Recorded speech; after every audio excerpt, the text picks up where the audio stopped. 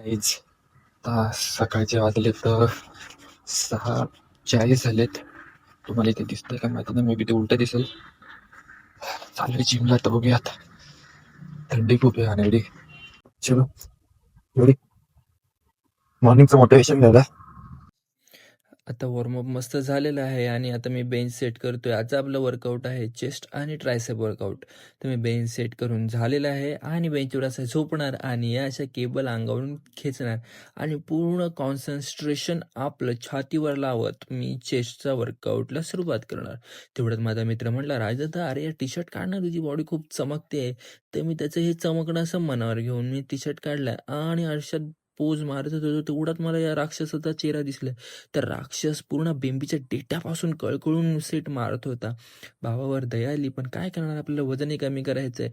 तसंच मी गेलो आणि घेतले 30-30 किलोचे डंबेल. भेंडी पहिल्यांदा हे डंबेल असे उचलले चेस्टवर मारण्यासाठी. तर बोललो पहिल्यांदा डंबेलला पाया पडू दे. मग मी माझ्याशी डंबेलला पाया पडलो आणि मग घेतला अंगावर आणि 6-7 रेप कसे तरी कुतत कुतत मारलेत, जे की माझा पार सालटा पाडत होते. तर म्हटलं ठीक आहे, डंबेल घेतलेले तर ठीक आहे, आता जाऊयात केबलवर. केबलवर गेलो. छातीच्या एक एक रेषेपासून छातीला कळ लागत होती या केबल मारून मारून. ते केबल मारून मारून जी हालत झाली ती बाई सांगण्यासारखीच नव्हती. कारण माझी हालतच इतकी डेंजर झालेली नाही यार, तुम्हाला काय सांगू. ठीक आहे, चल आता जाऊया ट्रायसेपवर. ट्रायसेपला आपल्याला ही कट आणि ही कट या 2 कटांमध्ये कटकटा करायचा आहे. तर त्याच्यासाठी आपण पहिले सरळ हाताने ही रस्सी खाली खेचू. रस्सी खेचत होतो तेव्हा एक एक अशी मस्त कटाळून, कारण हं, कारण कारण कारण सांगतो थांबा तुम्हाला. तर उलटे हात करू, ते उलटे हात करताना ही रस्सी मी अशी खेचत होतो. आपला पूर्ण माइंडचा फोकस त्या मसलला लागत होता.